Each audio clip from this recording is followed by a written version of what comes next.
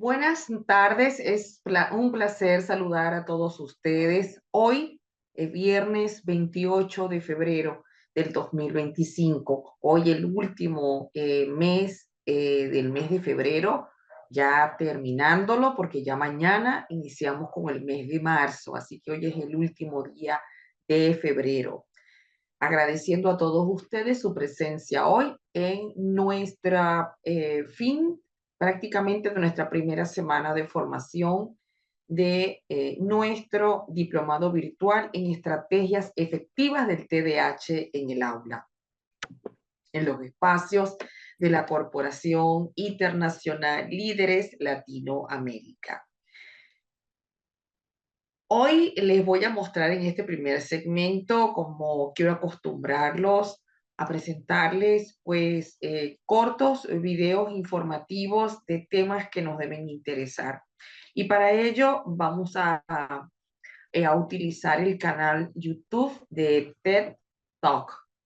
Vamos a escuchar a Leonardo Bronstein. Leonardo es un joven que tiene el diagnóstico del TDAH y nos va a hablar acerca de su experiencia personal como un estudiante que ya hoy debe tener unos 20 años, lo habló cuando tenía 18. Él egresó exitosamente del Colegio San José Secundario de Córdoba en España y que pese al diagnóstico que le decían pues que no lo lograría, tiene como fin el poder estudiar psicología. Así que vamos a aprender y a escuchar a Leonardo Bronstein para que nos hable acerca del déficit de atención en la escuela a través del canal YouTube de Tech Talk.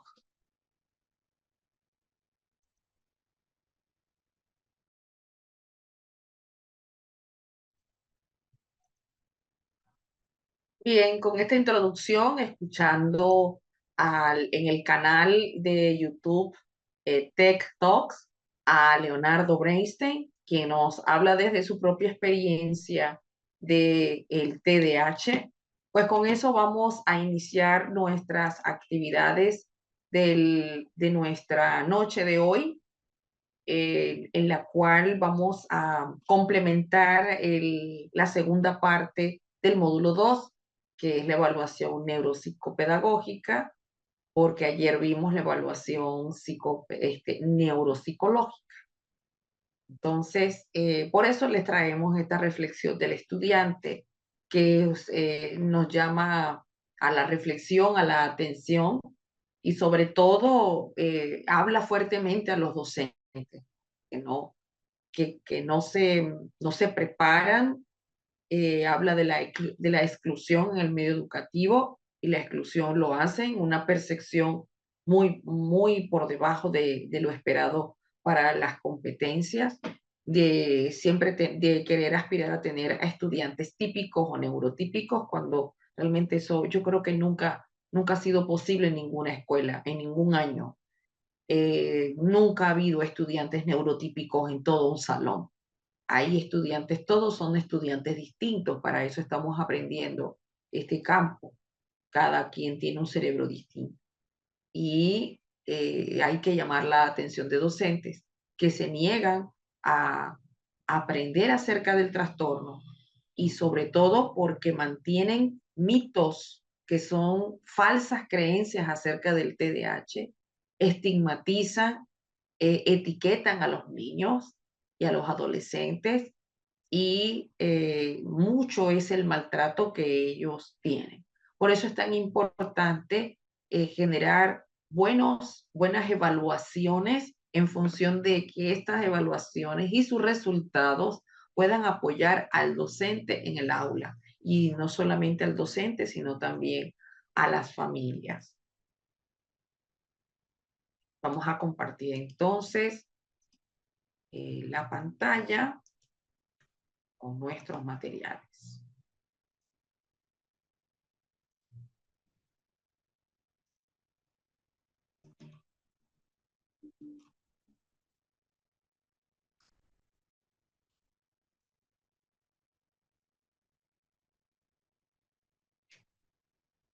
Ayer estábamos hablando del informe psicopedagógico y les decía pues que hoy vamos a terminar esta parte porque era un poco más extensa que terminarlo al final de la noche.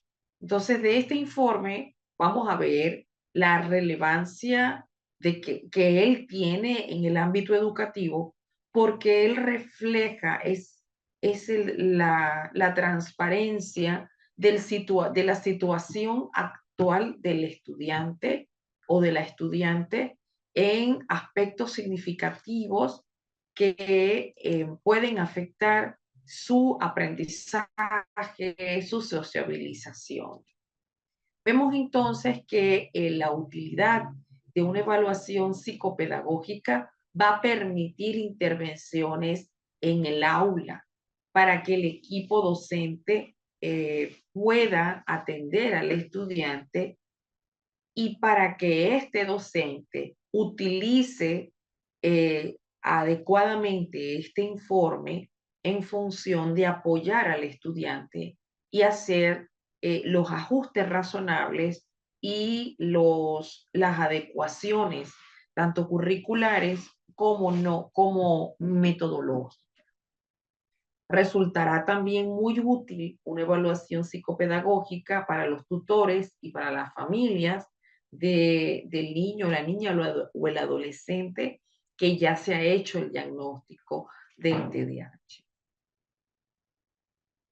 El informe psicopedagógico, neuropsicológico, así como el diagnóstico de los profesionales que atienden al niño o la niña o al adolescente, obligatoriamente debe ser parte de un historial escolar y que debe estar disponible para todos los docentes. Esto aplica a todas partes del mundo. Este historial no es de uso exclusivo para estar en la oficina del psicólogo educativo o del psicopedagogo y en donde te dicen que esto está prohibido, que el docente acceda a esa información y que no lo puede leer. Eso es falso.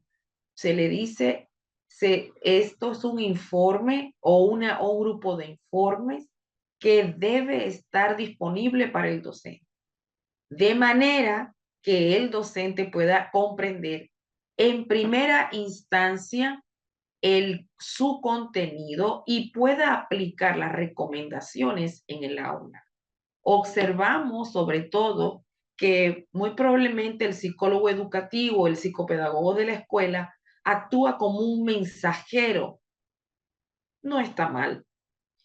Está bien que actúe como un interlocutor entre lo que se desea aplicar de la evaluación.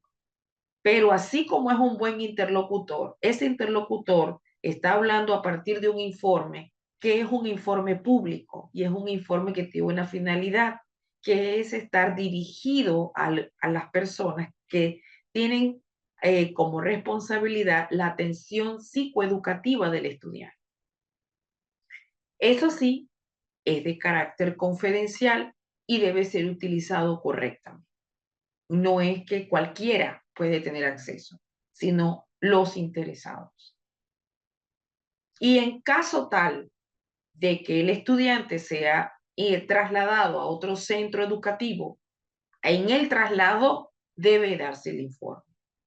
No se debe aceptar que le estén dando largas a una familia para entregarle un expediente que le pertenece a la familia por razones de traslado a un nuevo centro. Así como hay la documentación de inscripción, junto con la devolución de estos documentos, tiene que estar el historial del estudiante disponible para ese traslado. Es inclusive no esperar que el estudiante se vaya de la escuela para que se le entregue estos documentos a la familia. Es que si ya la familia ha tenido el traslado aprobado, ya así el estudiante aún no haya comenzado en la segunda escuela, pero esté inscrito, la escuela tiene, la segunda escuela o la segunda institución debe tener acceso de inmediato a la documentación. ¿Para que recibir al niño en el deber ser y no en la experimentación del ensayo y el error? La propuesta del informe psicopedagógico hace que tengamos un esquema. Por supuesto, es una propuesta de esquema.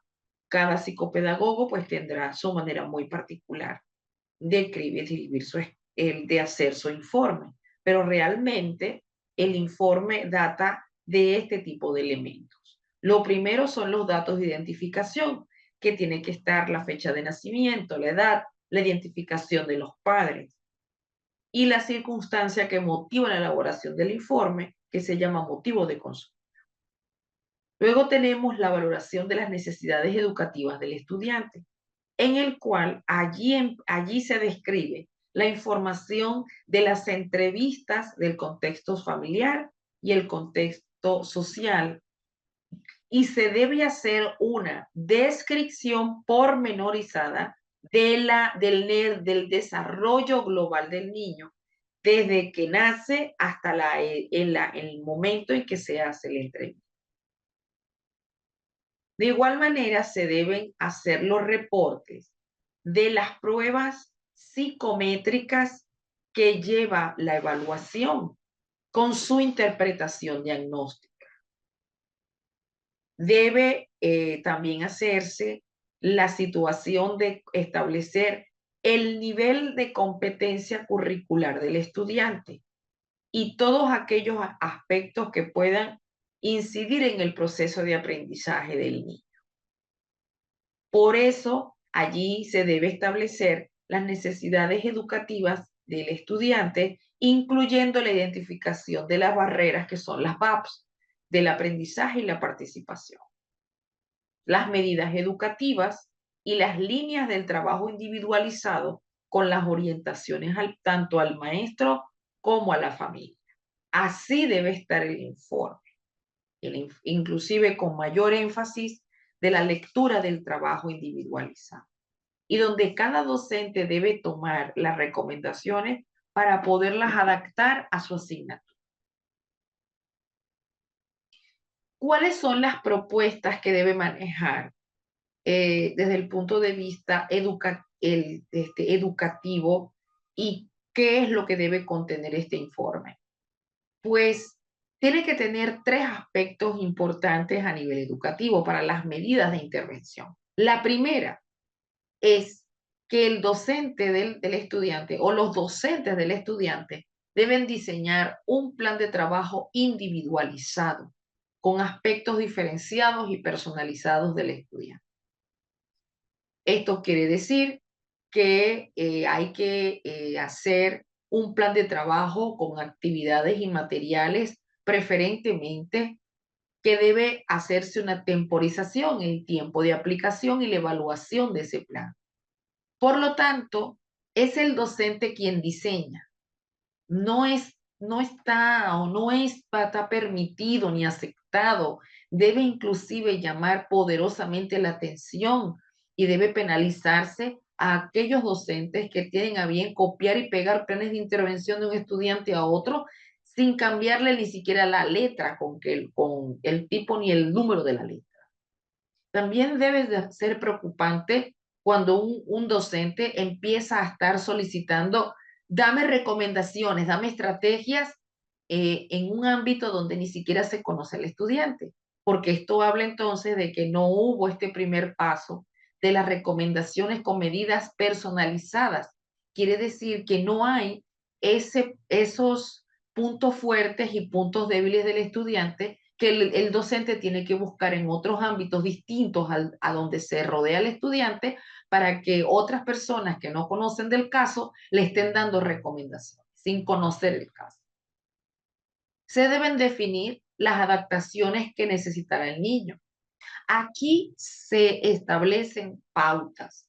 Uno, las adaptaciones curriculares metodológicas, porque el estudiante con TDAH, a menos que el cociente intelectual me demuestre lo contrario, el estudiante TDAH no tiene como característica en sus criterios clínicos tener una deficiencia intelectual.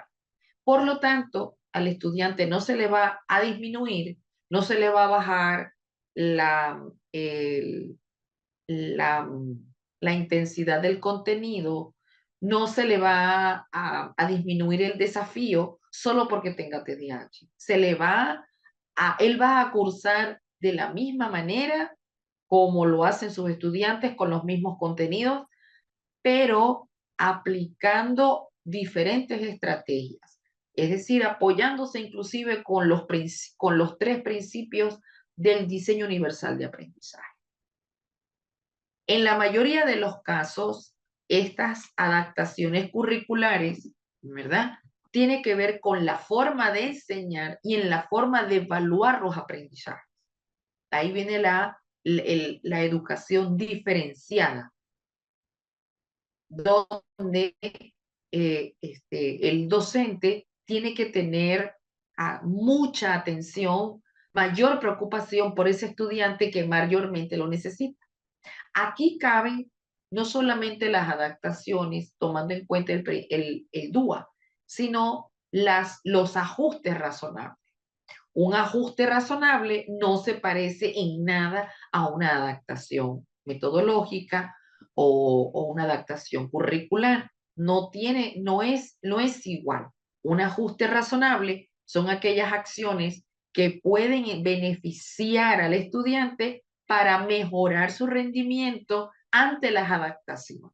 Como por ejemplo, yo hago una adaptación curricular, una adaptación metodológica, en la forma en que el estudiante va a aprender. Como dice el principio DUA, el primer principio dice múltiples formas de representación de la información y como lo dice el DUA, tomando como referencia que se rechaza la educación tradicional, en donde todo el mundo utiliza el mismo formato. Todo el mundo lee del mismo texto y copian y pegan del mismo texto. En este caso, no es así.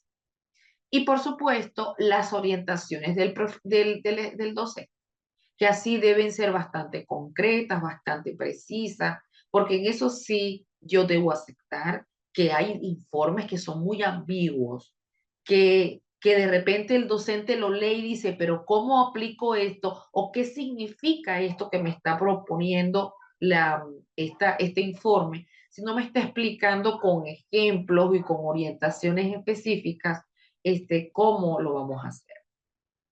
Entonces, para ello, pues, es que vamos a colocar aquí un caso. Vamos a trabajar con este caso para que usted vea cómo se puede trabajar, qué recomendaciones se pueden dar según los casos y así usted puede darse la idea de la importancia de su trabajo con el estudiante.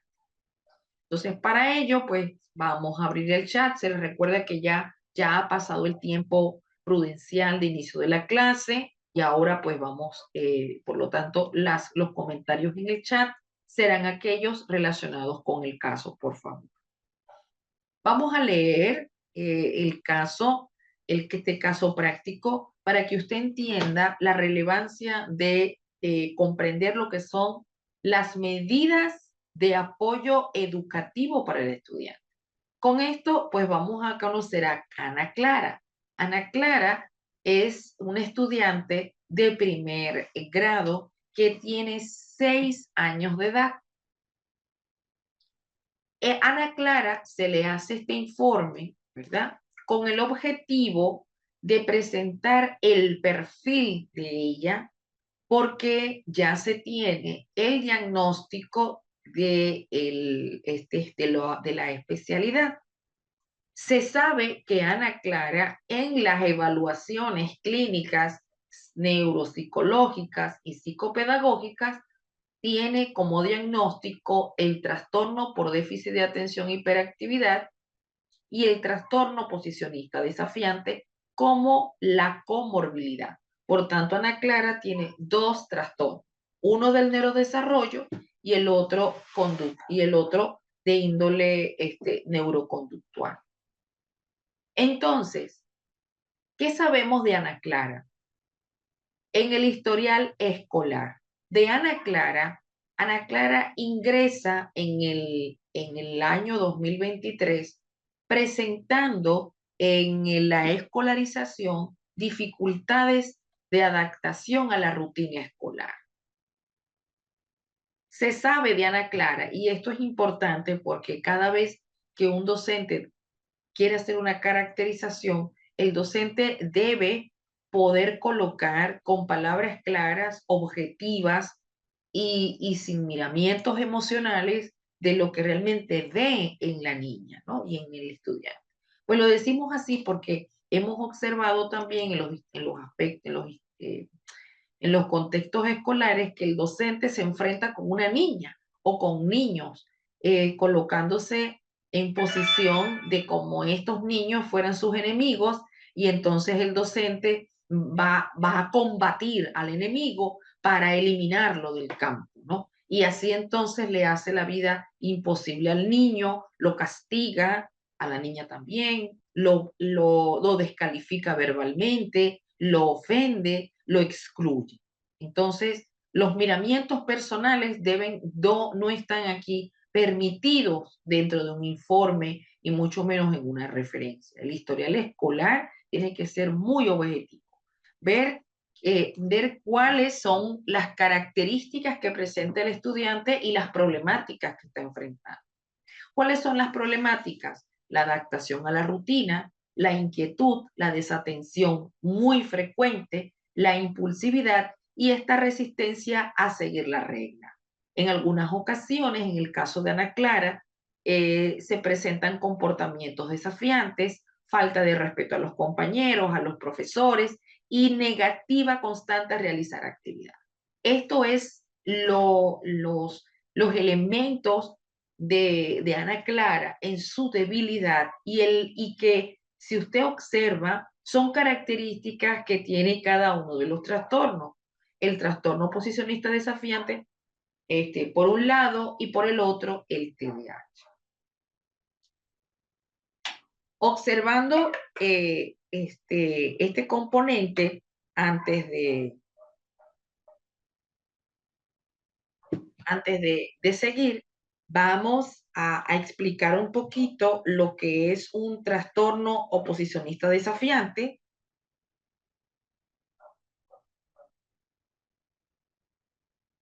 Y así, pues, es mejor tener mejor, digamos, información, ¿no?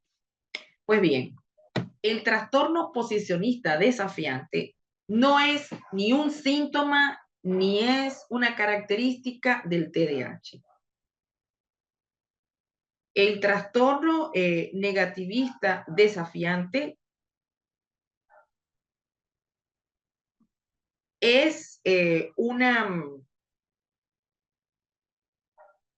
perdón, el trastorno negativista desafiante tiene como característica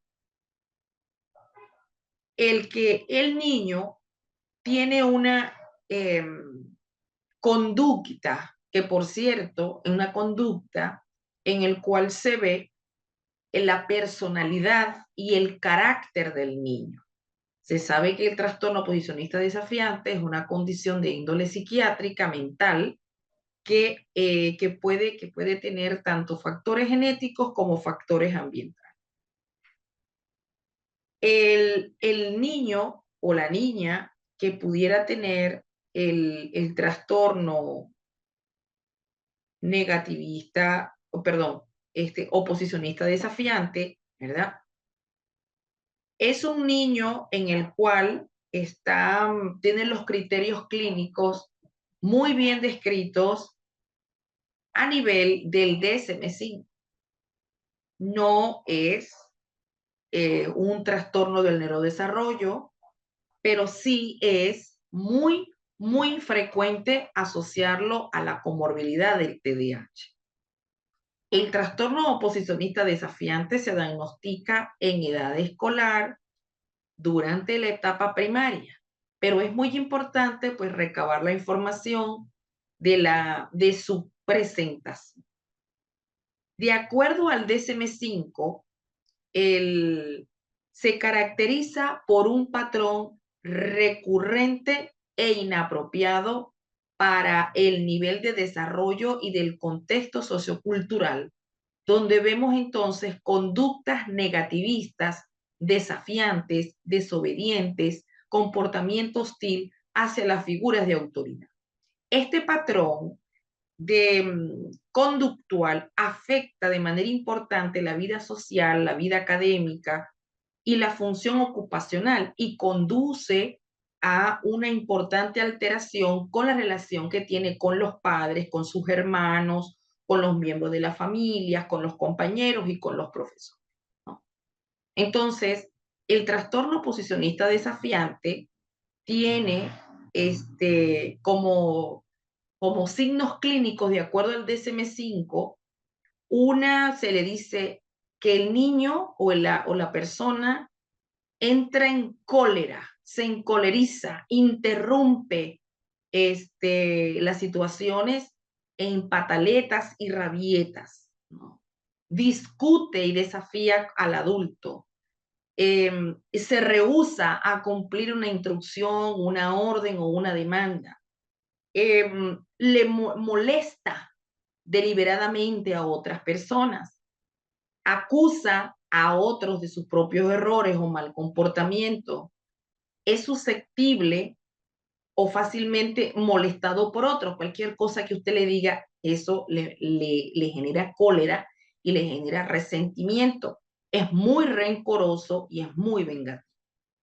El segundo criterio es que altera todos los ámbitos de su vida y el comportamiento del niño o de la niña o del adolescente no aparece exclusivamente en el transcurso de un trastorno psicótico o del estado de ánimo. Se deben cumplir todos los criterios para su diagnóstico. Con respecto al diagnóstico, se debe hacer el diagnóstico diferencial con el déficit cognitivo, se debe hacer el diagnóstico diferencial con el trastorno bipolar, y los trastornos psicóticos y trastornos de conducta. Y establecer la comorbilidad, que por cierto es del 80% de los casos con el TDAH, con el trastorno de humor del ánimo, ver si también es un comórbido muy frecuente en los trastornos específicos del aprendizaje, del lenguaje. En el caso del TDAH, sobre todo, hay algunos, quizá por ahí viene la confusión, que dicen que no deberíamos considerar como una entidad aparte el ODD o el trastorno oposicionista desafiante. Pero la realidad es que no podemos decir que todo TDAH tiene un trastorno oposicionista desafiante y que las características tienen que ser asumidas como si fueran síntomas del TDAH. Porque no, porque recuerde que el TDAH tiene subtipos y no todas las manifestaciones estarán presentes de este trastorno en el TDAH. Por lo tanto, hay que establecer el tratamiento, el diagnóstico y el tratamiento cuando tenemos un TDAH con un trastorno oposicionista desafiante. Y de acuerdo al tratamiento, cuando es un comórbido del TDAH, el tratamiento tiene el mismo que el del TDAH, tiene el enfoque farmacológico y el enfoque no farmacológico, en las cuales se utilizan medicamentos como psicoestimulantes, que algún psicoestimulante que utilizamos en el TDAH puede disminuir los síntomas del trastorno oposicionista desafiante. Hay medicamentos como la tomoxetina, que también nos sirve si tenemos un TDAH y tiene el comórbido del oposicionista desafiante. La tomoxetina aparentemente ha tenido muy buenos resultados farmacológicos. La parte no farmacológica, pues de igual manera, en la terapia cognitivo-conductual, la intervención a los padres y la intervención a las familias, ¿no? Se sabe que cuando no se tratan los síntomas de ambos trastornos, tanto uno como el otro, es de muy mal pronóstico con respecto a su cotidianidad con la relación con las personas. Primero porque va a haber el incremento de conductas muy inapropiadas que quedan en el repertorio de conductas que les puede traer problemas con la ley, eh, fracaso y abandono escolar, tabaquismo a edad muy temprana, consumo de drogas y alcohol también muy tempranamente, actividad sexual de riesgo a muy temprana edad, desajustes familiares y estrés. Entonces, por eso es tan importante establecer las características de cada uno y ver qué es lo que funciona para uno y para el otro en el momento de la intervención. Ok, conociendo entonces la historia escolar de Clara, de Ana Clarita, de 6 añitos de edad, veamos entonces qué nos dicen de Ana Clara con respecto al rendimiento escolar.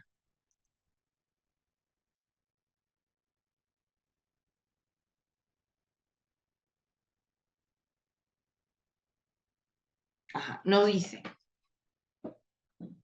tiene dificultades comportamentales, eso quiere decir que sobresale la dificultad conductual, pero sin embargo, en el rendimiento escolar, Ana Clara tiene un punto positivo, un punto que es una fortaleza, que tiene buen potencial para el aprendizaje.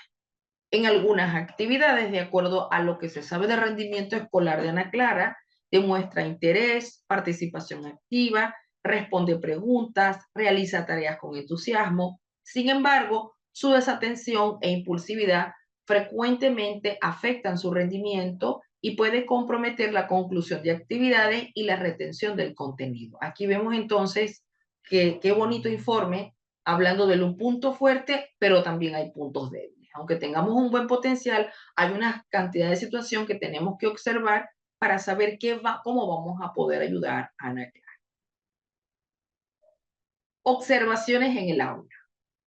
Como ya de las observaciones en el aula, aquí viene la caracterización de la sintomatología que ella presenta, para que se vea con mayor exactitud los focos y la dispersión que ella puede tener. Uno, en la parte de atención, se observa a nivel de Ana Clara, en el contexto del aula, que tiene mucha dificultad para mantener el foco durante las clases, demostrando desatención frecuente y dispersión. Vamos tomando nota de esto, vamos tomando nota de esto, porque ya estamos teniendo las observaciones de los puntos débiles de Ana Clara. Esto quiere decir que el docente debe entonces hacer el giro. Si ella pierde el foco, esto es una característica del TDAH con respecto a funciones ejecutivas. En la función ejecutiva, ellos no mantienen el foco durante las clases, se dispersan y demuestra desatención. Aquí aplica un ajuste razonable. Ya vamos a ir explicando cuál es el ajuste razonable y usted también lo puede pensar. Vayan pensando, si esta tiene esta dificultad, la forma de hacer el diseño de su intervención va a depender de las características del trastorno. Hiperactividad. La alumna tiene agitación constante, se levanta de la silla con mucha frecuencia, camina por el aula y lo toca todo. Característica del TDAH de hiperacción. La impulsividad. Ana Clara actúa sin pensar en las consecuencias, interrumpe a los compañeros y a su profesor, responde preguntas sin ser llamada y tiene muchas dificultades para esperar su turno. ¿Qué hay del comportamiento del oposicionista desafiante?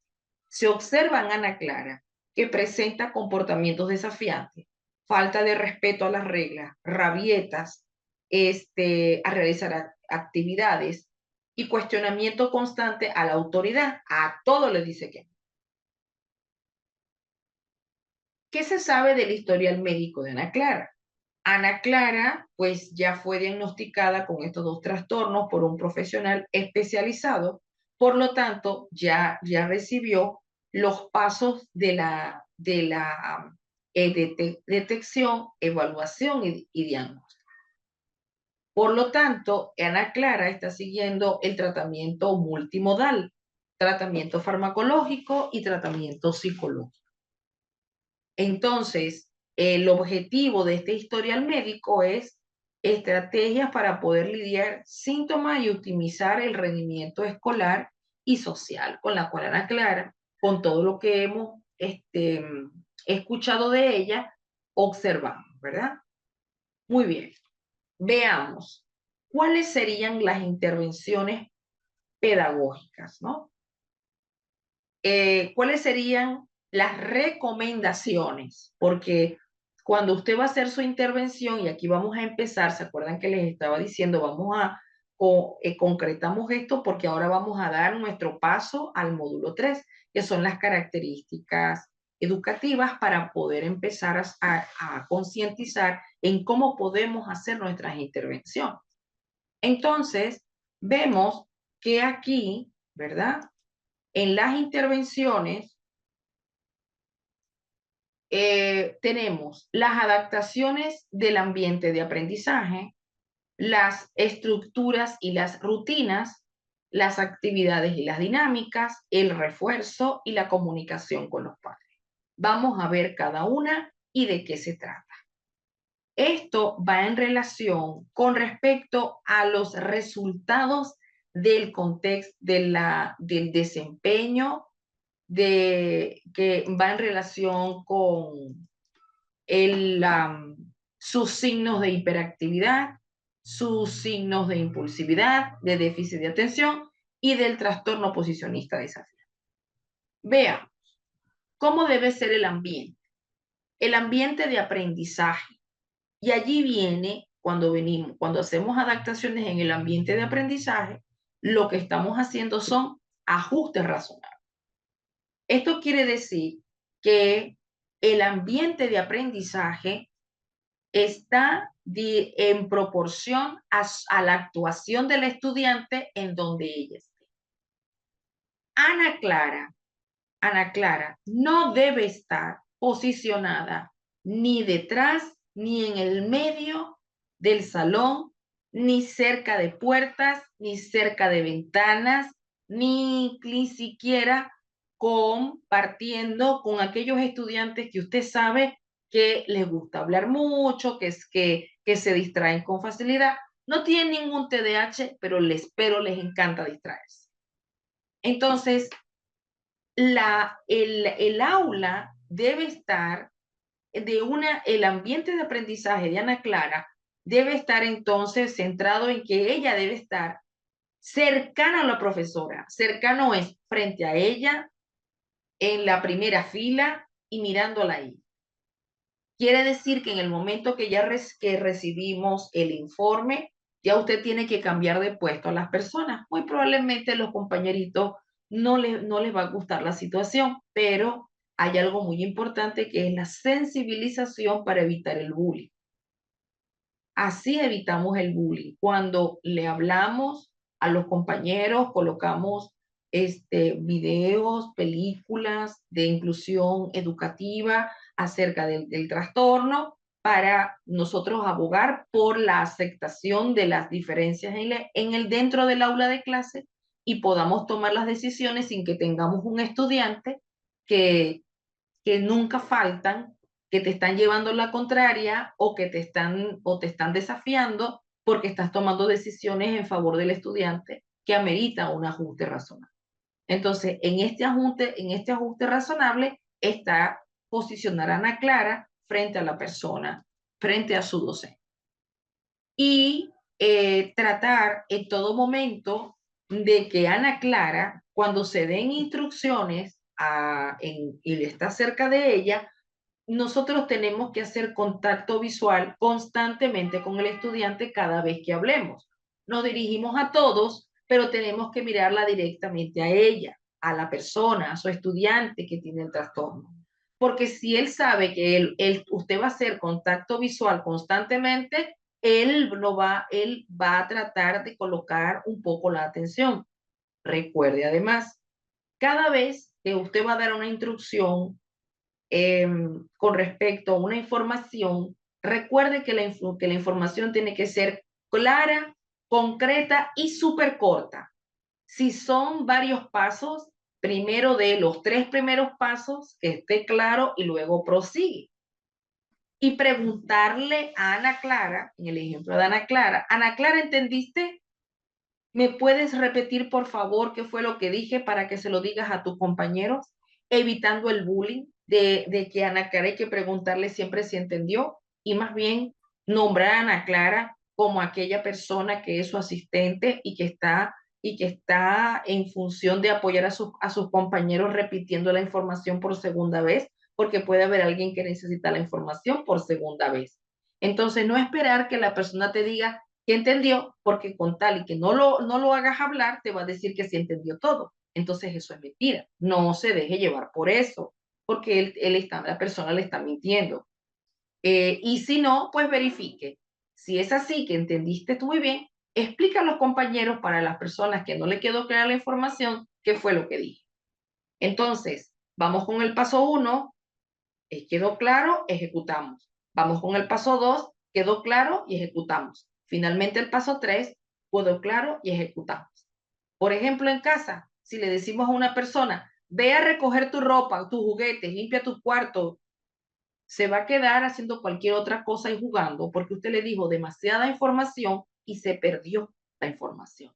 Entonces, usted quiere que la persona recoja su ropa y recoge los juguetes y arregle su cuarto, entonces no puede hablarle así, sino, a ver, te voy a acompañar la primera vez. Vamos a subir a tu habitación y usted sube con la persona a la habitación. Vamos ahora a recoger tu ropa. Aquí tienes la cesta. ¿Qué vas a recoger primero? Pregúntele. Pantalones, franelas, chemises, los calzoncillos. ¿Qué vas a recoger? Terminado eso, ¿terminaste de recogerlo? Muy bien. Ahora vamos a recoger los juguetes. Porque si usted le dice todo eso, no lo va a hacer. Hay que mantenerse con la persona acompañándole hasta que cumpla la acción. Y de igual manera, si yo voy a dar una explicación, debo utilizar varios recursos visuales y auditivos importantes para la persona, desde el aprendizaje multisensorial. Pero en el caso de las explicaciones, si usted lo copió en el pizarrón y usted está esperando que Ana Clara copie del pizarrón a su cuaderno, tenga cuidado y siempre verifique y pregunte. Ana Clara, ¿terminaste de copiar? Sí, no, a ver, enséñame el cuaderno. Vamos a ver si lo copiaste bonito para colocarte una carita feliz. Entonces ahí viene recompensa. Muy bien, te vamos a ir que ya copiaste la tarea perfectamente y completa. Y si no, usted tiene que colocarse allí hasta que lo haga. Rutinas y estructura. ¿De qué se trata esto? Pues hablar de estructuras y de rutina es establecer reglas claras para el comportamiento en el aula. Lo mismo que hago yo aquí. Que a la gente parece que le da un poco de molestia y empiezan a ejecutar la acción. Entonces, es importante a un TDAH, por eso todas estas noches que dije, no te pongas en evidencia, porque se ponen en evidencia maestros que no están demostrando que son capaces de establecer reglas, de establecer rutinas y un comportamiento claro y concreto y directo y bueno en el aula. Entonces, es obligatorio en la intervención establecer ese tipo de estructuras en la cual se creen rutinas predecibles para las actividades, con horarios definidos, para cada actividad. con un lenguaje claro, conciso y directo. No con un lenguaje complejo, que no se le entienda, no. Es A, B y C. Y todo debe tener una rutina y una regla. Ejemplo, vamos a comenzar con lo más simple. Llegamos al salón. Vamos a suponer que hay algunas escuelas donde los niños dejan su mochila en un mueblecito. Entonces, en la mañana que tú llegas, la rutina obligatoria es, llegas y dejas tu mochila. Segundo, el saludo. Eso es una rutina establecida. Todos vamos a saludar a la misma hora, todos los días. No es un día sí, un día no, y cuando me acuerde, siempre. Entonces, cuando es una rutina predecible, es lo que usted le va a decir paso a paso, todos los días, lo que tiene que hacer. Y la verbalización tiene que ir de la mano con una rutina y una estructura en una carpeta, en una cartelera inclusiva. Eso de agendas con cuadernos, eso no sirve, porque el niño escribe, pasa la hoja y luego y no revisa lo que hay atrás. Entonces, por eso tienen que haber apoyos visuales, como los niños TEA, igual. Apoyos visuales con carteleras inclusivas donde se diga y se establezca la rutina. Fíjese la importancia de la palabra predecible. No pueden haber imprevistos ni que usted va a estar inventando cosas para generar nuevas rutinas. Si usted va a cambiar la rutina, entonces tiene que empezar a establecer una rutina predecible, nueva, pero que sea predecible. Para todo, para tareas, para actividades. Si usted tiene una cartelera inclusiva, allí tiene que haber, por ejemplo, en el calendario del 1 a 30 o 1 a 31 días, colocar, pero grandes, esos recuadros grandes, con colores y con leyendas. Por ejemplo, verde para exámenes, azul para presentación de trabajos, rojo para las tareas. Entonces, en la leyenda, usted va diciendo, a ver, esta asignatura, historia. Entonces, tienes historia, matemática, etcétera. Allí tienes que colocar la leyenda del mes. Eso es predecible. No decirle, ¿saben qué? Se me ocurre que vamos a hacer un examen este mes o la semana que viene. Pero eso no estaba en la cartelera, no estaba en la rutina predecible de que él tiene que estar consciente de que va a haber una actividad que va a ser evaluada y cada vez que llega al salón tiene que pasar por esa cartelera para verlo. Eso es una rutina. ¿Bien? Seguimos con los ejemplos. Actividades cortas y dinámicas. Planificar actividades en las cuales alternes momentos de concentración con momentos de movimiento. Esto sí es obligatorio, no es si usted quiere o si usted puede. Es obligatorio hacerlo porque la persona tiene hiperactividad y tiene déficit de atención. Entonces, no podemos pensar que la persona va a poder estar sentada y sin movimiento durante una hora. Eso es totalmente falso. Por lo tanto, tiene que haber actividades de corto tiempo, por eso te dice, recurre a recursos con horarios definidos para cada actividad. Entonces, si la actividad no puede durar más de 20 minutos y en esa actividad usted tiene que colocarle algo de movimiento al niño, utilizar juegos educativos, recursos lúdicos, algo interesante o estimulante para que el niño pueda estar tranquilo. Eh, Sabemos que, por ejemplo, Ana Clara, ¿se acuerdan que les dije, vamos a ver las características de Ana Clara? Y con eso, pues podemos hacer algunos refuerzos. Vamos a ver las características de Ana Clara. Porque fíjense aquí, Ana Clara se agita constantemente, se levanta de la silla con frecuencia y camina. Entonces, por eso a Ana Clara hay que darle este tipo de rutina. A Ana Clara se le puede decir que se puede levantar cada 15 a 20 minutos. ¿Por qué no? Está penado por la ley que la persona pues, se levante, coloque una actividad para Ana Clara. Ana Clara, ¿me puedes acompañar? Vamos a buscar un material a la coordinación. Va Ana Clara y le acompaña. Ana Clara, Vamos a hacer una dinámica. ¿Por qué no me ayudas a buscar los objetos lúdicos y los repartes a tus compañeros? Y Ana Clara se levanta y camina por el salón porque se siente más aliviada.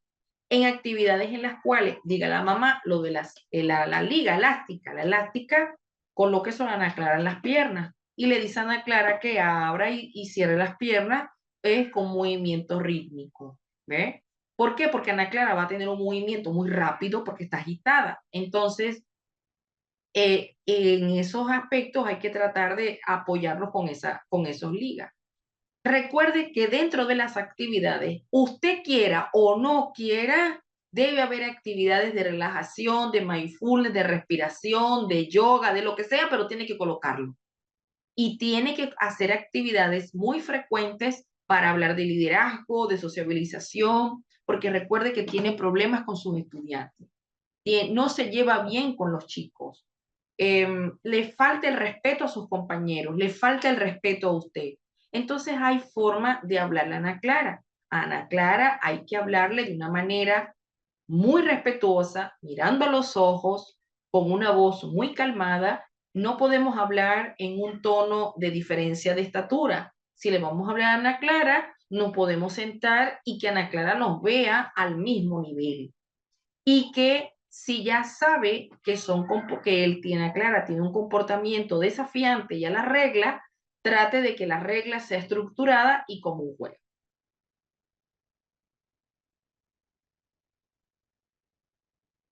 Aquí, por ejemplo, el reforzamiento positivo. Eso tampoco puede faltar. En el reforzamiento positivo, hasta lo mínimo bueno que hagan a Clara, así sea muy pequeño, hay que elogiarla y recompensarla positivamente. Por ejemplo, yo imprimo unos stickers para cuando veo que mi paciente logra una meta, pues yo le coloco un sticker, le hago unas caritas felices y se las coloco. Le doy un sistema de premiación. Aquí no estamos hablando de comprar juguetes ni de comprarle regalos. No, eso no eso no es una recompensa. No es así, porque se puede malinterpretar y recuerde que la persona hace berrinches. Entonces no podemos tomar eso porque eso es un arma de doble filo. No, todo lo contrario, hay que reforzar, ¿no? Darle la oportunidad que haga lo que a ella le gusta y que tenga su momento para hacerlo. Eso es también una recompensa. Y elogiar lo que es la caricia verbal es sumamente importante.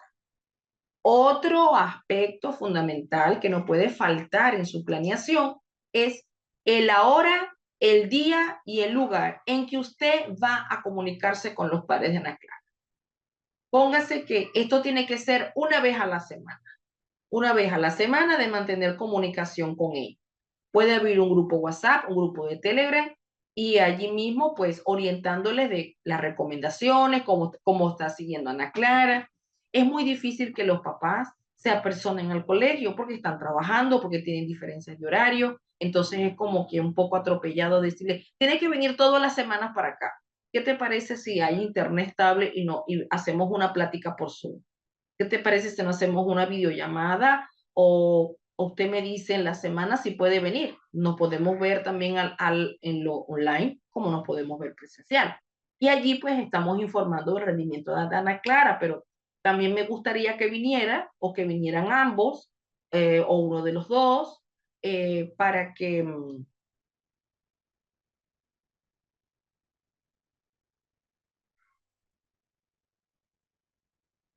para entregarle lo que Ana Clara ha avanzado.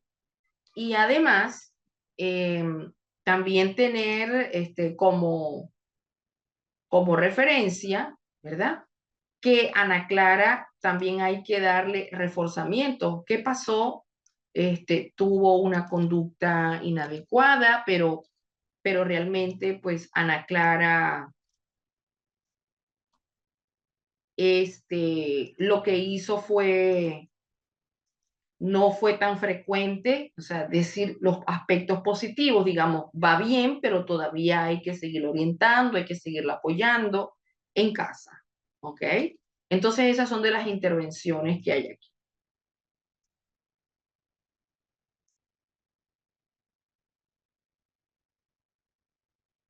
Otro aspecto importante es el seguimiento psicopedagógico. El seguimiento psicopedagógico es un plan individualizado con estrategias, pero recuerde que ese plan de seguimiento, que es individual, que no es un corte y pega de los estudiantes TDAH que ha tenido y no le cambia ni la letra ni el número y puede tener hasta el mismo error en todos los ciclos escolares. Tiene que ser un plan que inclusive sea flexible, porque allí que hay que aceptar que lo que no funciona se cambia y donde las estrategias estén centradas en la organización, atención, control de la impulsividad y regulación emocional, con la orientación a los padres, donde si hay un psicopedagogo o un psicólogo en la escuela, porque no, ya esta función es del equipo multidisciplinario, de darles manejos muy específicos con respecto al TDAH y al trastorno oposicionista desafiante. Una condición que no se debe dejar de abordar es capacitar al equipo escolar. Si el estudiante está en primaria, pues ciertamente no vamos a capacitar a un solo docente, ¿verdad? Lo vamos a capacitar a todos. ¿Por qué a todos? Porque el niño va a seguir de grado. O sea, Ana Clara está en primer grado, pero dentro de pocas semanas, ¿cuánto dura un periodo escolar? Entonces, cada periodo escolar va a tener que ir con otra docente. Entonces, qué bueno sería que por lo menos la capacitación para que los docentes, el personal directivo y todo lo que hagan en vida en la comunidad educativa, pues pudieran apoyar a Ana Clara. Por lo tanto, sí tiene que haber esta capacitación, para promover en Ana Clara un ambiente inclusivo y acogedor para solventar las necesidades que ella tiene, sobre todo en la parte educativa y de comportamiento. Si nosotros le decimos a los padres que es muy importante que ustedes vayan a terapia, y también para la intervención, los grupos de apoyo, pero buenos grupos de apoyo, redes de padres, de familias, que ya tienen mucha experiencia. Pero eso de grupos de apoyo, de que estamos en el Facebook, usted hace un comentario en el muro para que 45,000 personas empiecen a dar comentarios de temas que son delicados como medicación, sexualidad, conducta disruptiva. En situaciones de esas, usted no puede estarle diciendo a la audiencia lo que hace la audiencia, porque recuerde que la audiencia no conoce a su hijo o a su hija. Entonces, para ese tipo de situaciones, debe consultar con el equipo multidisciplinario. Los grupos de apoyo es para un intercambio de experiencias que tienen que ver de situaciones en las cuales cómo saliste de la situación, qué especialistas tuviste, cómo tú tienes los teléfonos de esa persona, eh, como padres, grupos de familias, como pareja, cómo solventaste, cómo hicieron, va hablando desde la experiencia y donde se pudieran reunir en situación confidencial, ¿no? Donde tengan su grupo de apoyo, bien sea, no nos podemos ver todos en un lugar presencial, pues tenemos las plataformas online para que nos podamos reunir y podamos hablar entre padres para poder incentivar la participación en estos grupos y darle el apoyo que los padres necesitan, porque no es fácil y a veces no tienen con quién hablar. Muchas veces lo hacen con ensayo y error. Entonces, grupos de apoyo de padres que tengan una experiencia, no hablamos exitoso, porque realmente el éxito se logra porque cada familia pues tiene una manera y una dinámica muy particular. Y entre pues las consideraciones del apoyo de actividades que tengan que ver con actividades para la sociabilización, para el control de los impulsos, para seguir la norma y donde tengamos actividades donde el control de las emociones y su gestión es fundamental. Aquí,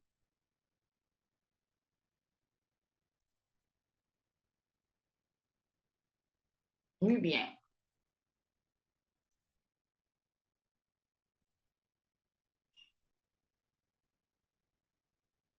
Cerramos acá.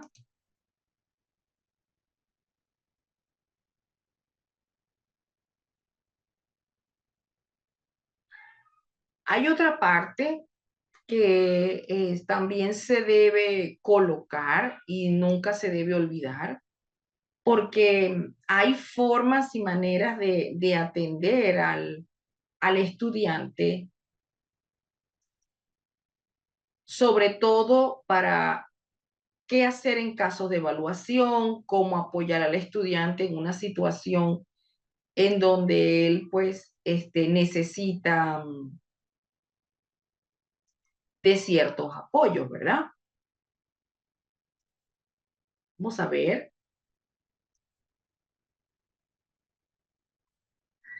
vamos a colocar aquí una lámina.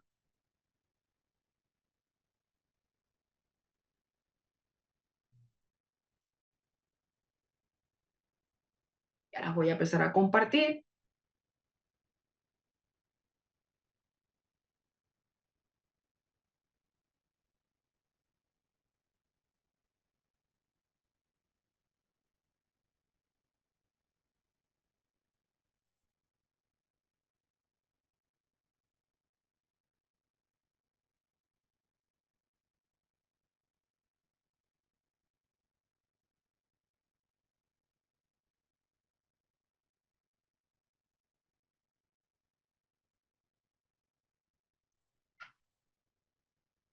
Ok, para que vean otras recomendaciones.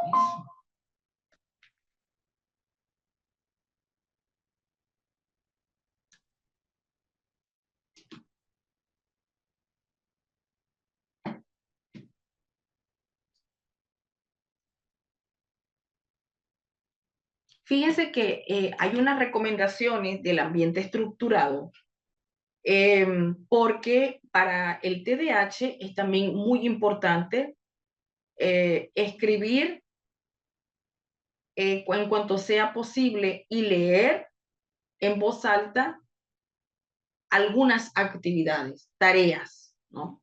Porque a veces no lo escriben.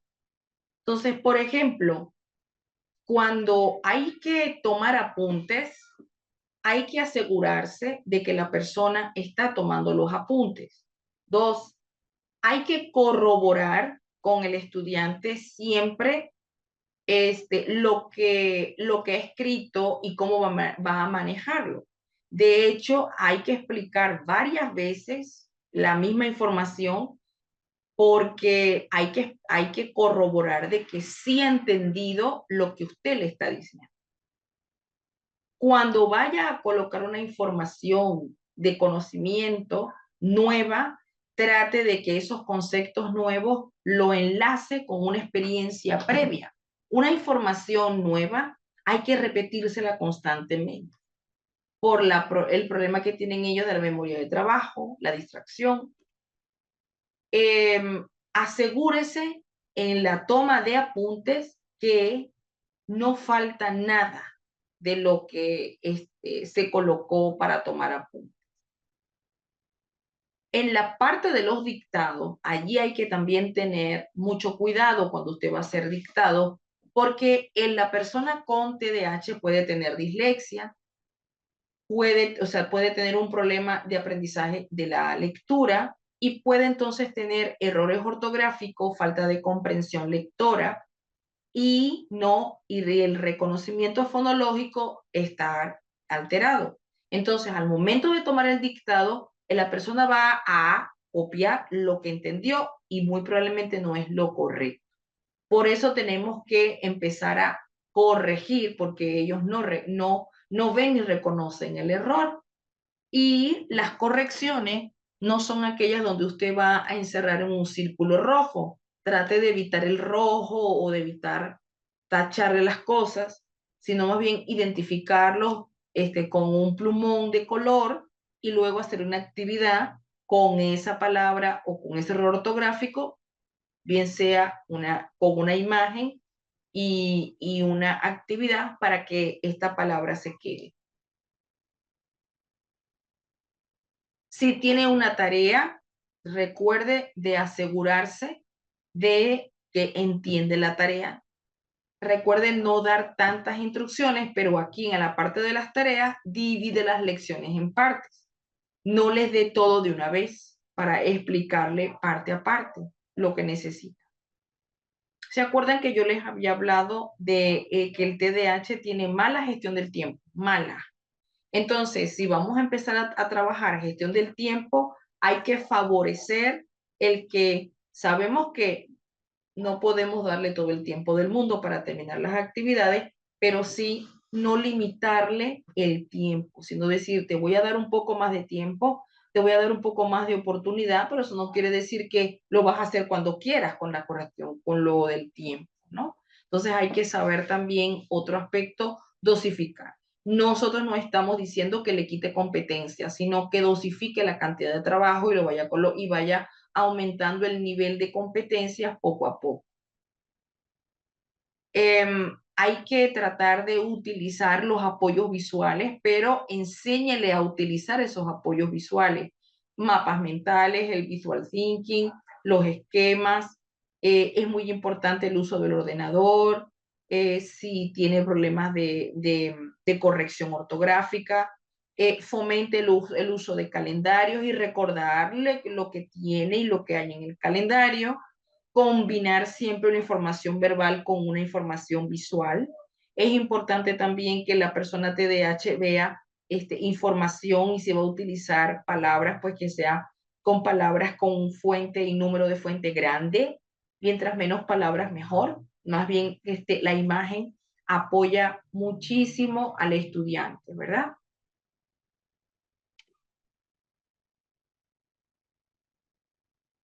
Ok.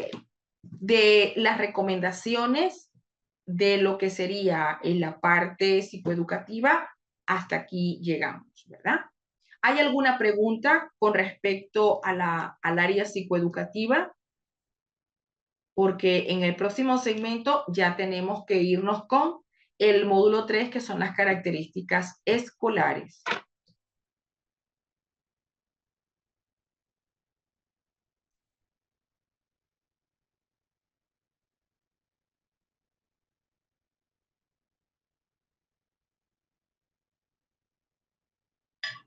Ajá. Y nos dice Carlabel que tiene varios TDAH. ¿Y cuál es la pregunta, Carlabel? Porque recuerda que mañana sábado, Carla, también puedes presentar. Sí, claro, claro. Recuerda que son las mismas recomendaciones, sí, claro. Pero recuerda que todo eso va a ir de la mano con las características muy propias de tu estudiante. Claro que sí, las mismas. Toma nota porque esas son. Solo que el diseño que tú vas a hacer va a ser algo más personalizado, porque lo que te pide es algo más personalizado. Ujú.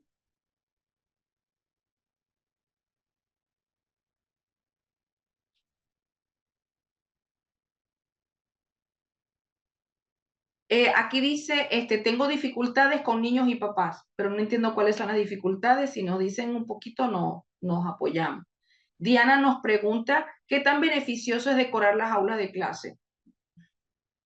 Diana, decorar un aula de clase es que el niño esté, mira, así, toda el aula, así, pegado a a la decoración. Entonces, no, no te recomiendo las decoraciones, sino que sea un aula muy sobria, con material sensorial, pero no un material que el niño agarre y vea todo y a ti no te preste atención.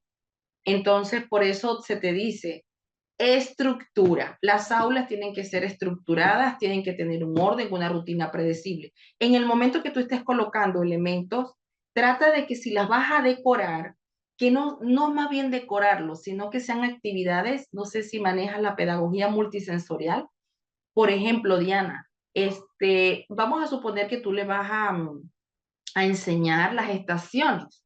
¿Por qué no le dices a los niños, vamos al patio y vamos a recoger, no arrancar de los árboles? Vamos al patio y vamos a suponer que vamos a trabajar con la estación del otoño. Y entonces empiezan a buscar matitas y tal cual. Ese día que tú quieras enseñar del otoño, ese día puedes hacer un rincón, una parte donde el estudiante se ponga frente a al stand del otoño y entonces él trabajar sobre el otoño. Pero empezar a colocar cosas allí, nada, nada. Es que, a ver, bueno, si quieres lo pruebas para que veas cómo se pierde la atención. No, tiene que ser algo muy comedido. Sí puedes hacer decoraciones, pero que la persona no quede enganchada o ilustrada de dejar el foco, porque recuerda que una alteración de la función ejecutiva en el TDAH es que cualquier estímulo hace que pierda el foco. Muy bien.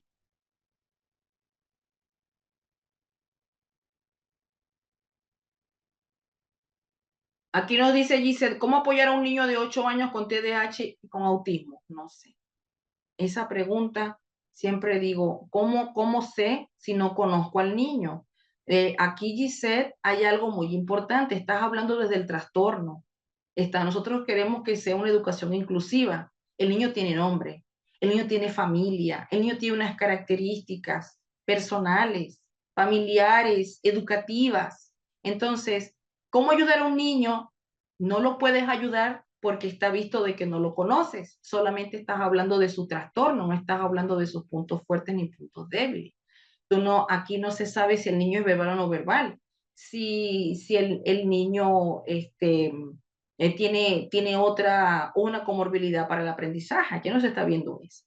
Pero lo que sí, lo que estoy hablando aquí, que pides otra vez de cómo apoyarlo, las recomendaciones que di, muchas de ellas se aplican en TEA, muchas de ellas se aplican.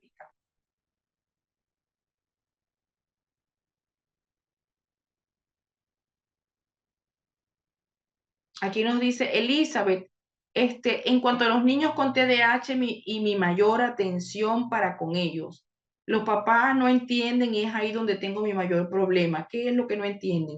¿Qué es lo que no entienden? ¿Qué es lo que no entienden, Elizabeth? El trastorno, no entienden o no lo aceptan, porque eso se llama duelo del diagnóstico. Entonces, lo que tú dices que no entienden, eso se llama duelo. Si no eres una persona experta en tanatología, psicóloga clínica, creo que allí la situación se te va a poner un poco difícil, porque realmente nosotros no podemos decir la persona, los papás no entienden lo que sucede. Están en negación, no es que no entiendan, hay algo que se llama negación. Entonces, ¿cuál es mi recomendación? Si tienes en la escuela psicólogos o no los tienes, pues hazte de un equipo de trabajo. Puedes hacer una actividad de escuela para familias y puedas llamar a un psicólogo, hacer un desayuno, galletitas con café, café con leche, café, pancito dulce, y una hora le dices a un psicólogo o una psicóloga invitada que sepa de TDAH, pues que tú vas a hacer por ejemplo, manejo del TDAH en el hogar, como lo vamos a hacer en el módulo 6, ay, ya. Porque eso de qué vas a hacer en ese caso, no, porque no, ¿cómo vas a manejar la parte conductual? Más bien, ¿qué haces tú en ese caso de manera personal? Empezar a documentarte con respecto a los procesos de duelo, a la negación. eh, a ningún padre le gusta que le digan que su hijo tiene un problema.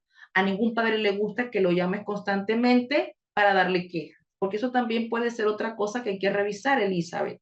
Hay muchos maestros que solamente llaman a los representantes para colocarle quejas y entonces incendian cada vez que se hacen esas reuniones. Y por supuesto, ni te entienden, ni te quieren escuchar y te bloquean. Así. Pero si tú un día le dices que el niño tiene sus puntos fuertes, pero también tiene algunos puntos débiles, y decir, estoy haciendo los mejores esfuerzos para poder apoyar. Así. Porque eso de cómo lo puedes apoyar tú, apoyando a su hijo.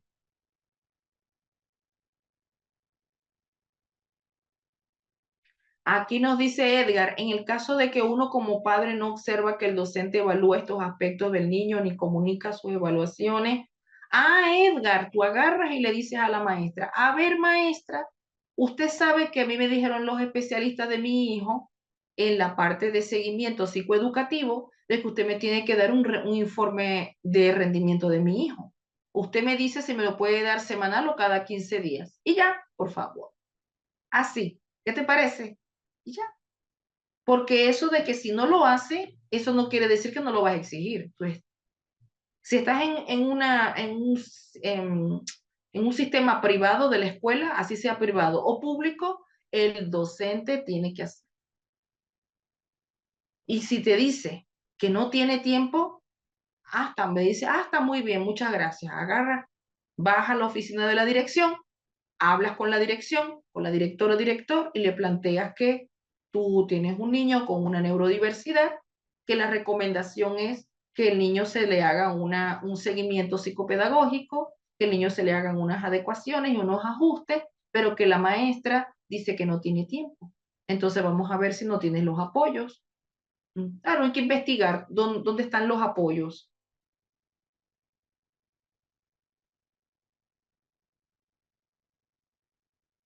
Aquí dice Yolimar, se puede aplicar el test de los estilos de aprendizaje. A ver, una pregunta. ¿Quiénes de ustedes hizo conmigo el diplomado de neuroeducación? ¿Quién de ustedes nos acompañó en el diplomado de neuroeducación?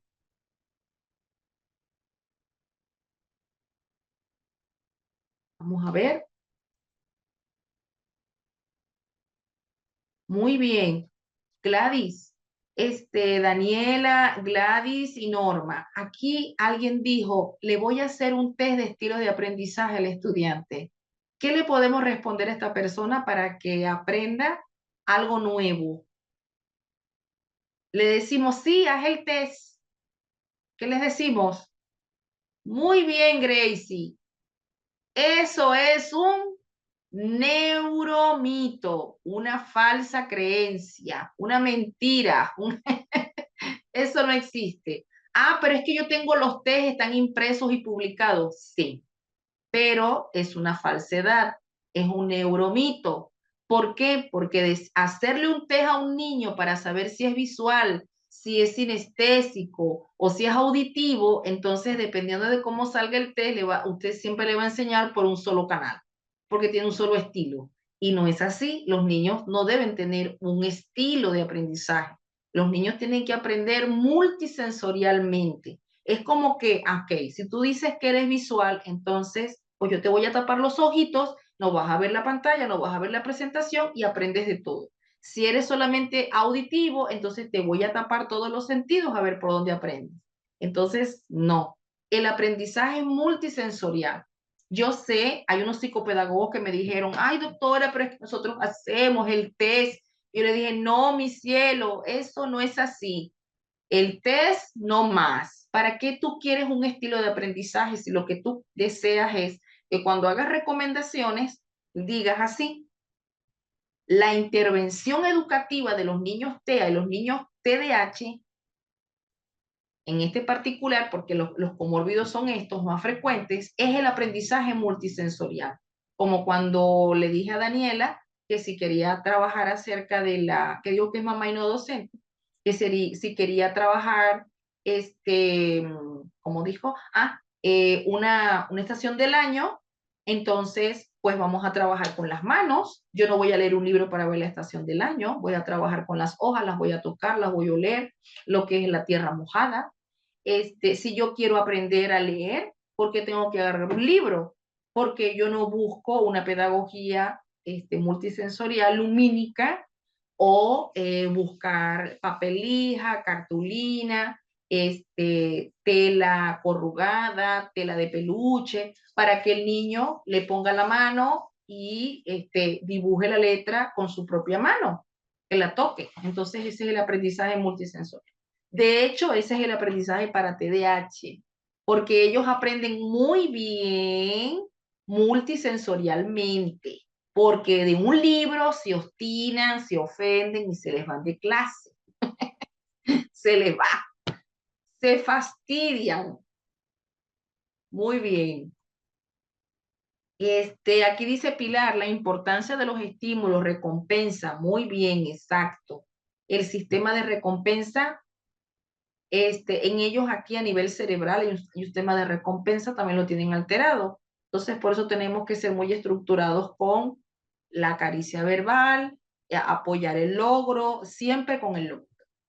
Aquí nos dice Sebastián, ¿qué aspectos te parecen claves para tratar las dinámicas grupales para padres si se generase un espacio grupal de apoyo para ello? ¿Cómo que cuáles son las claves a tratar? Ay, no sé. O sea, de TDAH, Sebastián.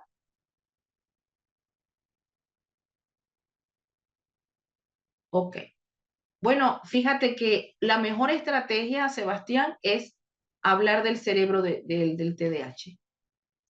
Esa es la mejor estrategia, Sebastián. Lo mismo que te estoy enseñando aquí, se lo enseñas a ellos, pero con un lenguaje un poco menos estructurado, porque tú eres un profesional. Ellos también son profesionales, pero no son de la psicología. Entonces, cuando le dice, es que mi hijo no se queda quieto, es que mi hijo se mueve todo el tiempo, es que mi hijo no me respeta, es que mi hijo... A ver, señora, bueno, vamos a hablar acerca de el cerebro del niño TDAH. Y empiezas a hablar de funciones ejecutivas. ¿Por qué el niño no te hace caso? ¿Por qué el niño no puede mantenerse sentado? ¿Por qué el niño no hace esto? ¿Por qué? No es el niño, es su cerebro que no lo permite. Entonces le dice, ¿y qué hacemos con él? ¿Qué hacemos con él? Entonces ahí viene lo de el otro punto que vas a hablar es cuáles son las recomendaciones para trabajar en la casa y en el aula. Lo mismo que dije hoy, rutina, repetición, estructura. Y entre rutina, repetición y estructura, todas predecibles. Quiere decir que si hoy iniciamos una rutina en el salón de que a las 10 de la mañana hacemos la técnica del yoga infantil, entonces todos los días a las 10 de la mañana hacemos eso. Eso es una rutina predecible porque tiene hora. ¿Cuánto tiempo? 20 minutos. Ujú. ¿Cómo hago que se quede quieto? No se va a quedar quieto, señora, porque eso es una característica clínica. Entonces, ¿cómo hago para que se tranquilice? Que drene energía. Llévelo a deporte, háblale de las actividades extracurriculares, llévalo al parque, que pase bicicleta, etcétera. Pero de la mano de algo muy importante, Sebastián, que es lo que hemos hablado, el tratamiento multimodal.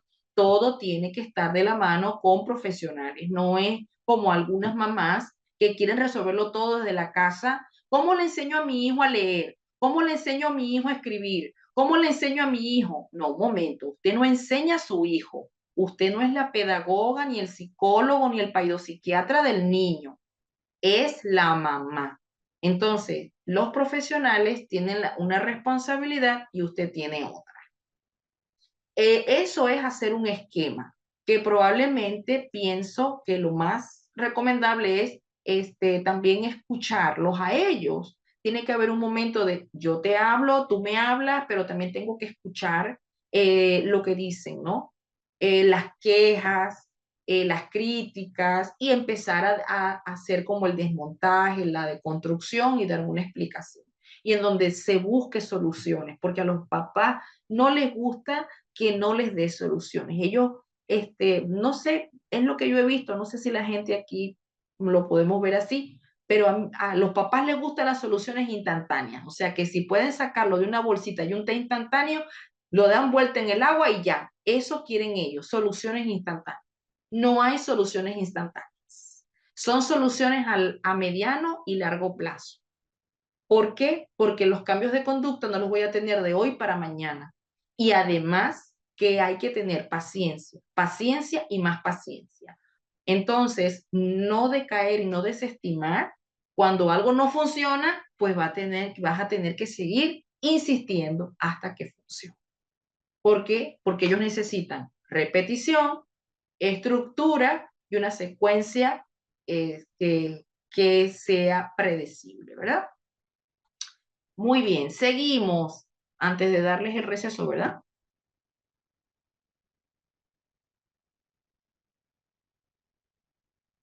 Aquí dice Luisa, aquí la gente siempre toma las cosas a los extremos. Que se bañe.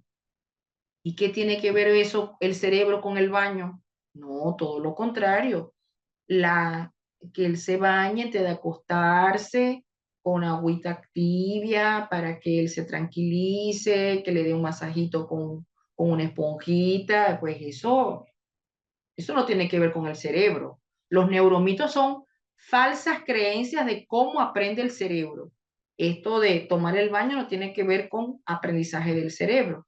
Aquí estábamos hablando de que cuando se habla de estilos de aprendizaje, son docentes que tienen la falsa creencia de que una persona aprende por un solo canal, de que si eres visual te voy a enseñar solamente el estilo visual, de que si tú eres auditivo vas a aprender por un estilo auditivo. Eso es una falsa creencia de cómo aprende el cerebro.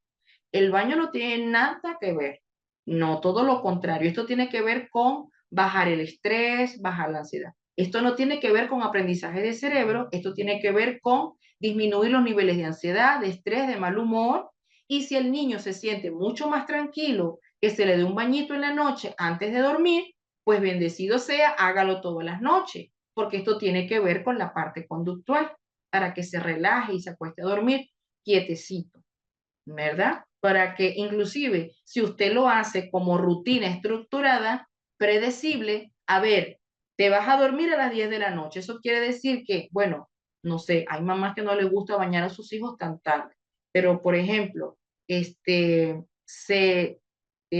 bañas, comes algo, no sé si usted quiere darle la cena antes o después, lo bañas, le das el medicamento que tengas que darle, porque hay medicamentos que se dan por la noche, te acuestas, no hay televisor, no hay teléfono.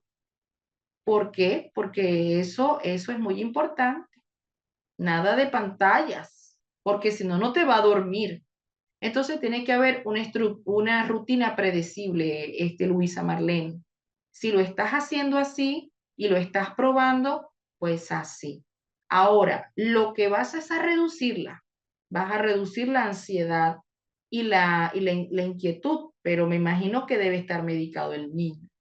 También tenemos las técnicas de relajación. Ahorita voy a colocar unas técnicas muy buenas para la parte de TDAH, les va a encantar para que ustedes vean pues cómo ir trabajando con ellos, ¿sale?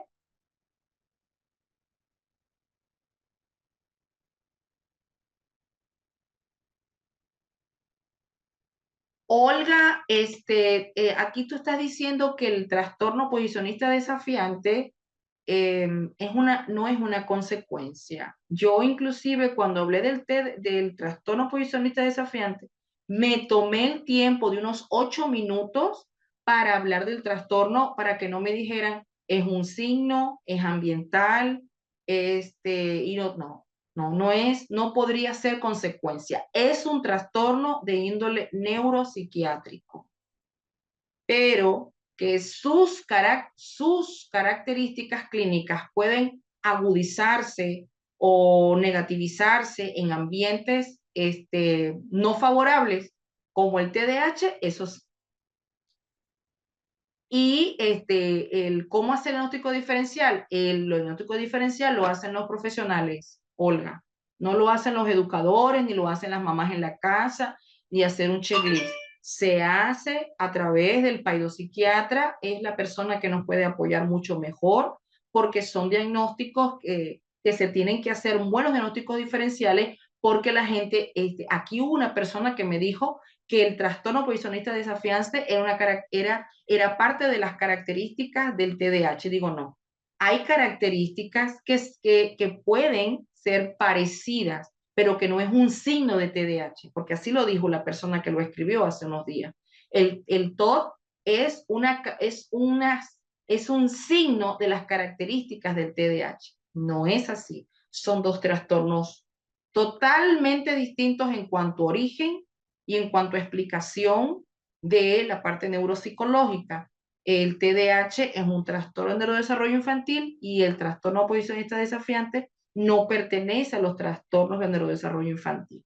Ah, que tiene algunas similitudes en la parte clínica, sí tiene muchas similitudes, sobre todo en los TDAH que son un poco más graves. Por eso, en la evaluación neuropsicológica, ayer yo dije que en el proceso diagnóstico hay que establecer el diagnóstico diferencial y los comórbidos. De hecho, Por eso es que se hace el cociente intelectual obligatoriamente, porque el trastorno posicionista desafiante y el TDAH, el diagnóstico diferencial de los dos, es la discapacidad intelectual. Respondido eso, pues sí. María José dice, ¿cuántos meses tienen que dar el informe escolar? No sé de qué habla María José, disculpa, pero no sé de qué me estás hablando. No sé de cuántos meses. Aida Alvarado, soy docente de inglés. A mi grupo llegó una niña con diagnóstico de TDAH que se le hizo a los 3 años. Wow. Ahora tiene 7 años y no tiene masa muscular. ¿Muscular? Bueno. No fija la mirada, se comunica con vocabulario mínimo, se enoja a gritos y empujones, no escribe, no lee por sí sola, logra leer ciertas palabras independientes y con apoyo individual. Se le pidió a los padres un diagnóstico y una psicóloga le hizo unas evaluaciones y dijo que en sus evaluaciones sus respuestas son de un bebé de 2 puntos, de 3 años. Le sugirió que pasen a neurología.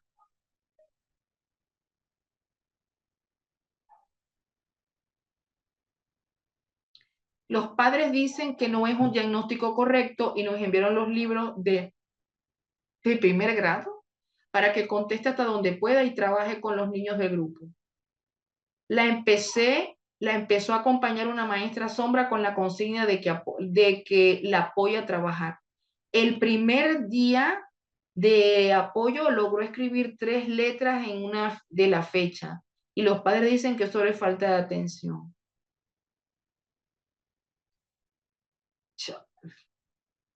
Ay, Adela.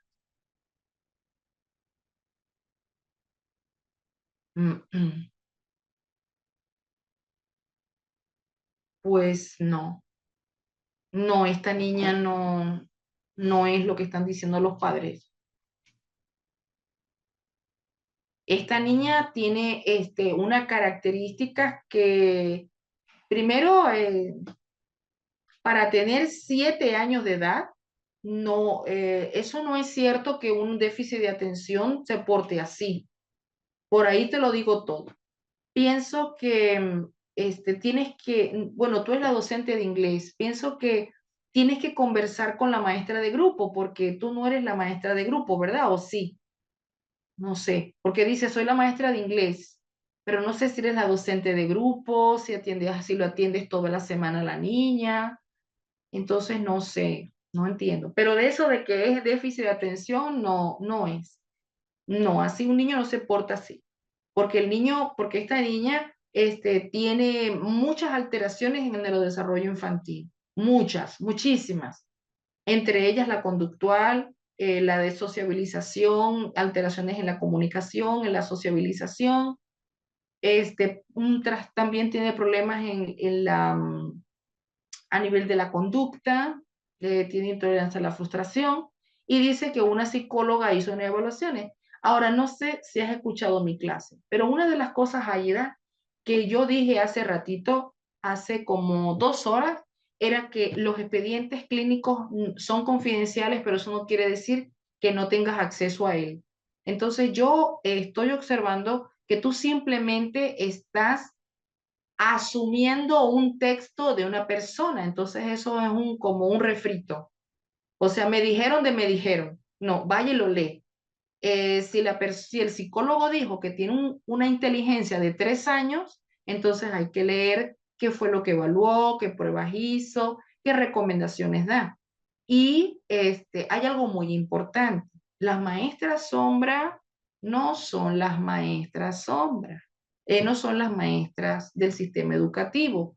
Es una persona que contrata la familia para que esté en el salón, número uno. Número dos, recuerde que los padres son padres. Ellos no te pueden decir a ti como profesional o el profesional del aula que tuviste 5 años de carrera, de experiencia pedagógica, de que tú le vas a enseñar a una niña lo que te diga el papá o la mamá. Entonces pienso que este caso tienes que llevarlo a una instancia un poco fuera del aula para que se pueda hacer todos los mejores esfuerzos, incluyendo esta maestra sombra que está ahí, que ella tampoco te puede decir lo que tienes que hacer, sino que deben trabajar en equipo. Pienso yo, no sé, pienso yo.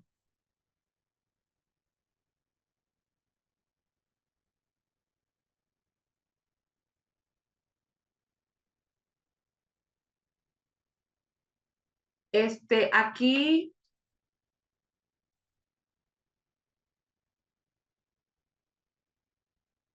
no sé qué más. Bueno, listo.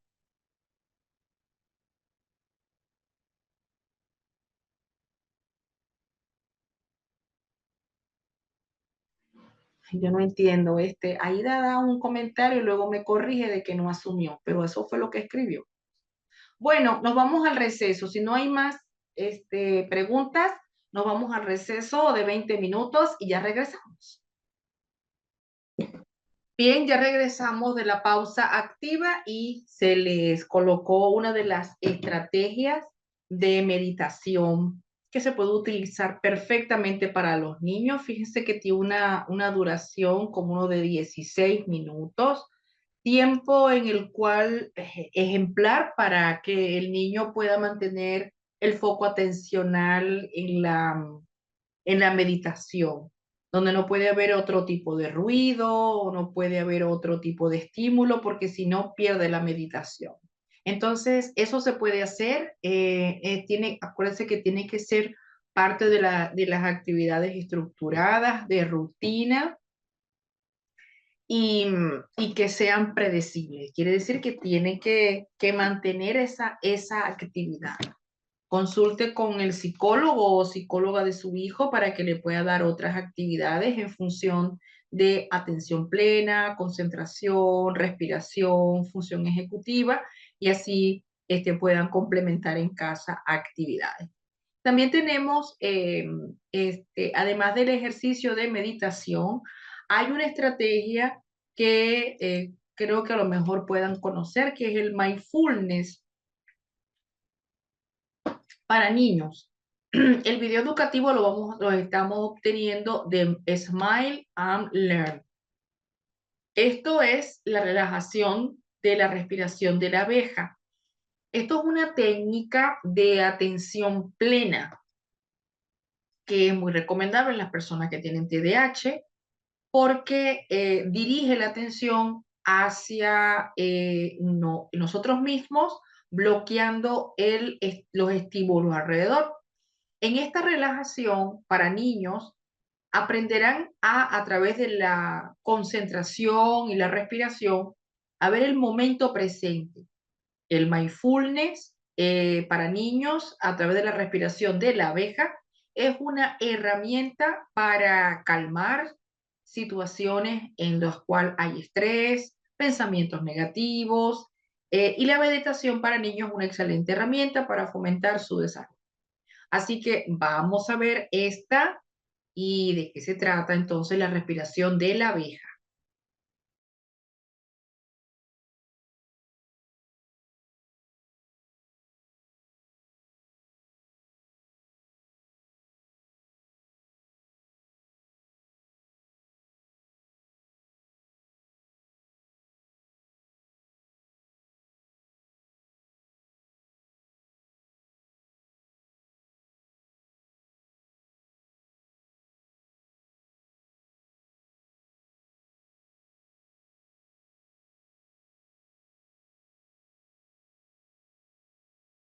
Bien, ya estamos entonces de regreso, luego de haber observado la técnica de la relajación de la abeja para la atención plena en el canal YouTube de Smile and Learn. Con esto, pues son algunas de las herramientas que se puede utilizar. Ya estamos iniciando con los apoyos y las estrategias. Entonces, eh, fíjense que ya vimos lo de la relajación. Otro es atención plena con la técnica de respiración. Y esto ayuda mucho al niño TDAH, a la niña TDAH, por las explosiones, los berrinches, los niveles de ansiedad que ellos manejan y ciertamente pues eso los puede ayudar. Vamos a ir pasando pues sí otros materiales. que se pueden ir, por ejemplo, hay otros que son la relajación muscular progresiva, por cierto, que también lo pueden conseguir en el canal YouTube de Smile and Learn, en donde se puede hacer una técnica en la cual consiste en apretar con fuerza sin hacerte daño a las diferentes partes del cuerpo y así se va bajando la tensión. Em, y con este tipo de recurso es muy útil para que puedan ir relajando partes del cuerpo. Por eso se le dice relajación muscular progresiva. Vamos a verlo. Ya observaron la respiración y ahora vamos a ver la relajación muscular, que también es otra de las estrategias muy buenas para las personas con TDAH.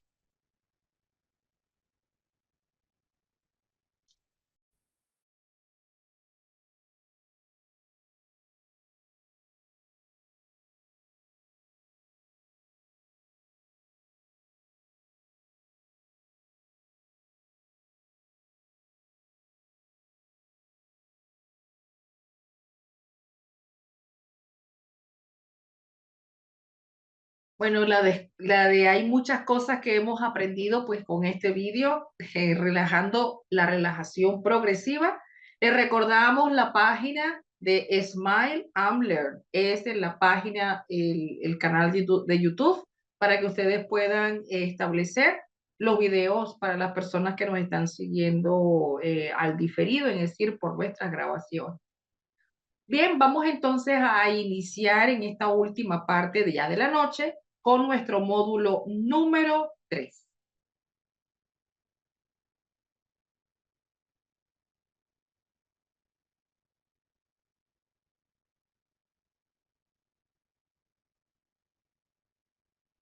Ya vamos a compartir la pantalla. El módulo 3 son las características escolares del TDAH. Ya con la información lo vamos a ir acercando a las estrategias que ya prácticamente ya estamos utilizando, sobre todo porque los maestros piensan que las estrategias son solamente las psicoeducativas, las que tengan que ver el aprendizaje académico. Y realmente ya nos estamos dando cuenta de que el diseño de estrategias pasa por la parte cognitiva, la socioemocional y la de la sociabilización, tomando como eje aquellas alteraciones que tiene el TDAH y que le dificulta el relacionarse con su medio. Entonces veamos las características escolares. Vemos que esta problemática es una problemática muy frecuente en los niños en etapa escolar, como parte de los trastornos de neurodesarrollo infantil.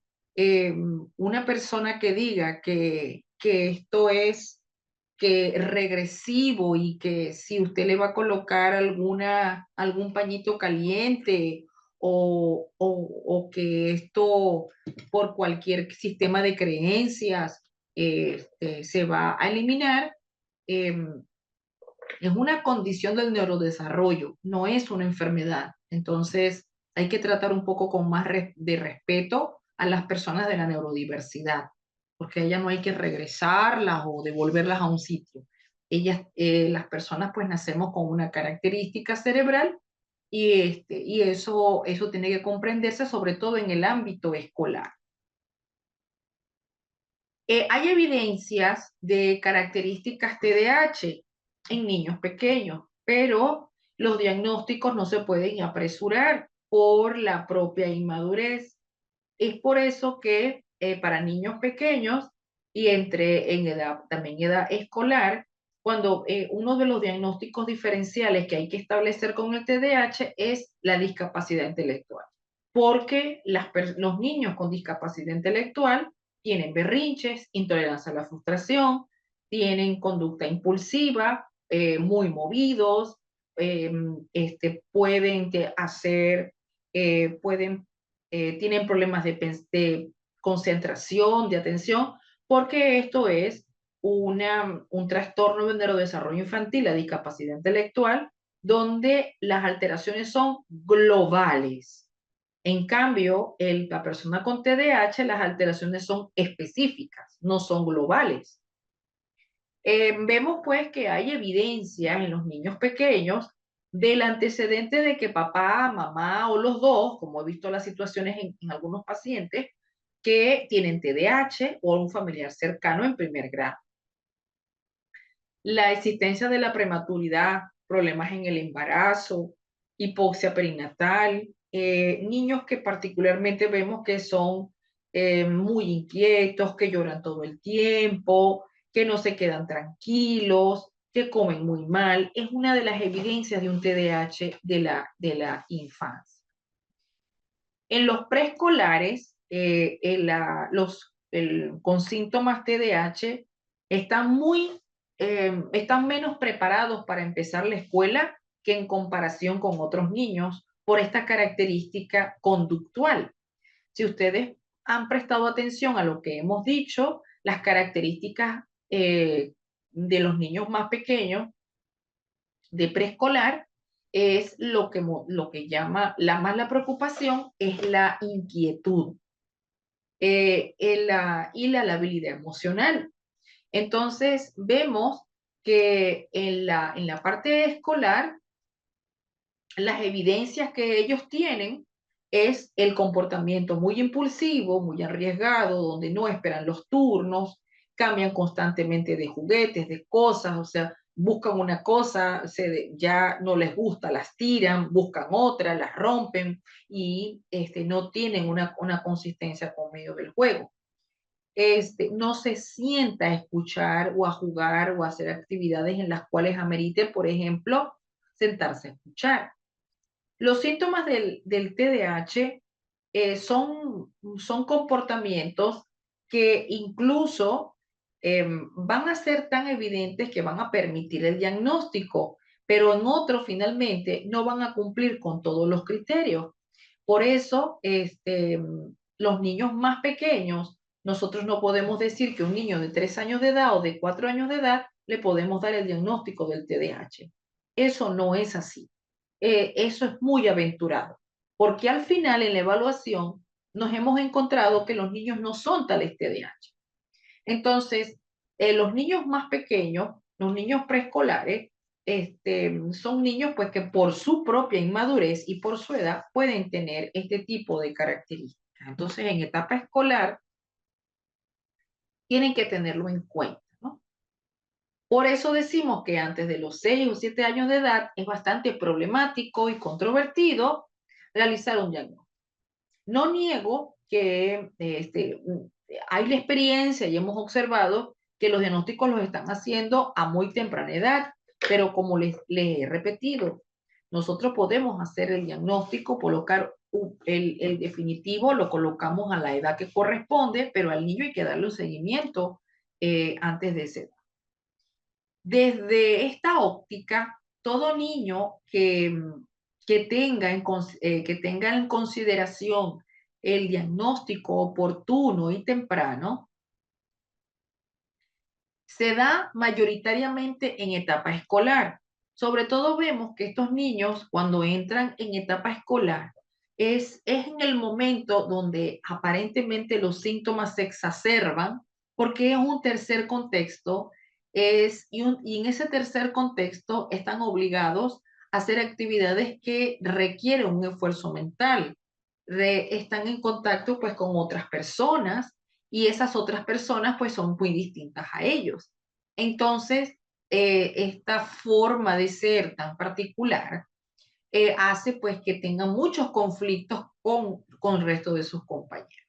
Por eso vemos que los niños que tengan el diagnóstico del TDAH se observa como no hay una buena disposición para el juego con otros, hay más bien preferencia por estar actividades y juegos en movimiento, juegos deportivos a actividades académicas. Por eso hay mamás que dicen que bueno, que así como juega al fútbol, juega al béisbol, juega al básquet, juega a la pelota, dice la mamá, ojalá tuvieras el mismo interés por estudiar. Y digo, bueno, es una característica de ellos, ¿no? No, ellos no van a buscar una actividad que le demande un esfuerzo mental. No tienen, no tienen tampoco la destreza para ciertas actividades que requieren de una motricidad fina y muy exacta. En algunos niños hemos visto el retraso en el lenguaje y en otros algunos problemas en el habla, la comunicación. Hay otras dificultades relevantes que vemos en el etapa escolar y es la dificultad que ellos tienen para aprender colores, formas, números y letras. Estas dificultades también para la comprensión gráfica. Vemos que este tipo de niño también va a tener dificultades con la realización de la figura humana, lo que denota la inmadurez emocional de la cual hemos hablado. Las constantes rabietas y hace que tomen decisiones muy abruptas y eso le genere accidentes, caídas, fracturas, contusiones y bueno, cantidad de situaciones por actuar y por no pensar. Estos síntomas que nosotros hemos visto cardinalmente deben manifestarse tanto en la casa como en este último contexto que es la escuela. Por eso siempre nosotros esperamos que el niño se escolarice en una educación más formal. También tenemos niños, así como las niñas, que son los TDA, que son los inatentos. Sabemos que son hasta pasan desapercibidos porque por su inatención son más difíciles de diagnosticar, porque ellos no son conflictivos, ellos no tienen problemas con llevar la contraria. Digamos que ellos no tendrán problemas con otros niños, sino por su déficit de atención, por no prestar atención al juego, por no prestar atención a la norma, cuando me toca, el turno. Em, ellos están haciendo una actividad y luego la dejan así, la abandonan sin más, y se olvidan de lo que tienen que hacer. Tienen una actividad, la tenían pendiente, sabían, y luego pues la olvidan. Entonces digamos que los niños inatentos, pues es más bien son etiquetados como niños flojos, como niños que son holgazanes, como niños que no les gusta estudiar, que son vagos. Esas son las etiquetas que colocan tanto en el hogar como en las escuelas. Por supuesto, el más fácil de ver en la escuela, el que todo el mundo quiere diagnosticar, es el combinado. Porque la conducta es disruptiva, tienen problemas de regulación emocional, sus interacciones sociales están pues limitadas y alteradas y tienen una relación con los padres bastante conflictiva. De hecho, ese es el punto cardinal de los problemas de ellos. Estos niños tienen una forma muy particular porque no les gusta aceptar normas, aceptar reglas y aceptar límites por esta conducta impulsiva, donde tienen mucha intolerancia a la frustración, generan conflictos bien sea violentos o no violentos con el compañero, no miden las consecuencias de sus actos y muchas veces son niños que tienen conductas peligrosas porque por ser ampliamente curiosos no ven el peligro que corren. Es por eso que en la escuela, para brindarles los mejores apoyos, tenemos que especificar cuál de los subtipos está presente. Muy bien. Entonces, hasta aquí vimos algunas de las características en la escuela. Mañana no creo que nos dé tiempo, pero vamos a hacerlo, a tratar de hacer el esfuerzo.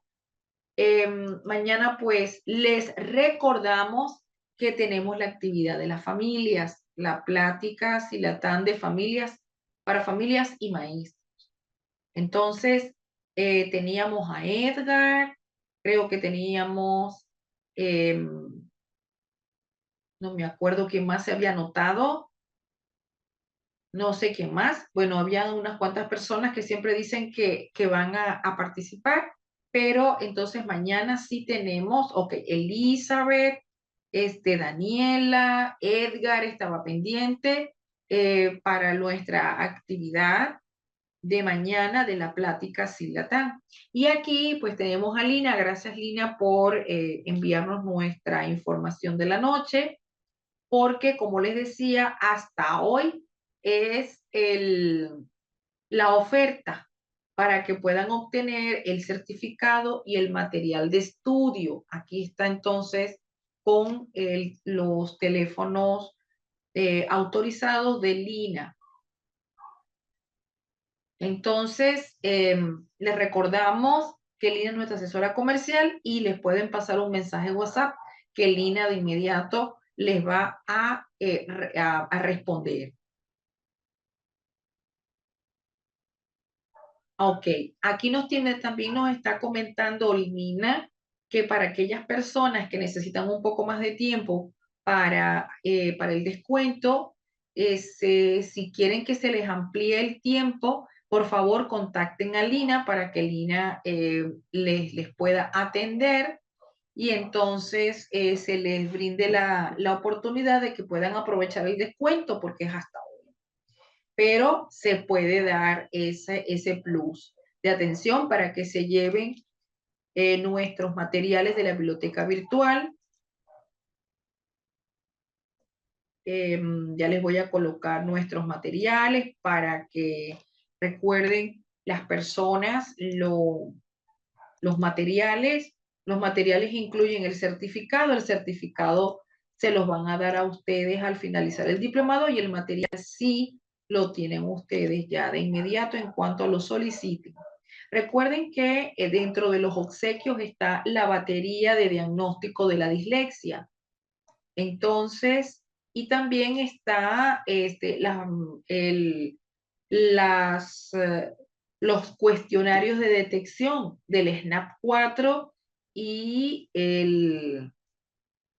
la escala de Conners, así como los obsequios de libros, cuadernillos atencionales para trabajar la parte cognitiva, materiales educativos en fichas, todo esto lo tenemos aquí. Entonces tenemos, por ejemplo, para trabajar la dislexia, tenemos la batería de dislexia que incluye el TEDE y el PROLEC-R, que es la prueba de los procesos lectores. Se van a llevar eso, de regalo, además de todos los materiales, guías de clase de cada uno de nuestros módulos, ¿sí? Para que, bueno, estén al pendiente y se puedan llevar esta oferta. Nada más tienen que revisar en la web, en sus países, cuánto cuesta una prueba TEDE y una prueba PROLEC-R de los procesos para evaluación de los procesos lectores en los niños y pues verán que por la oferta que nos brinda la corporación de llevarse el certificado, ustedes se llevan no solamente nuestros materiales, sino las pruebas diagnósticas de evaluación. Entonces, bueno, hasta hoy, pero ella nos dice que nos puede apoyar para que las personas interesadas en pagar, posteriormente al día de hoy, Lina les da la oportunidad. Muy bien, mañana entonces nos vemos con la actividad de las familias que ya están confirmando por aquí. Entonces la reunión mañana es a partir de las 8 de la mañana, hora Colombia, para que me acompañen con mi cafecito caliente del sábado en la mañana. Se les quiere y se les respeta. Hasta mañana.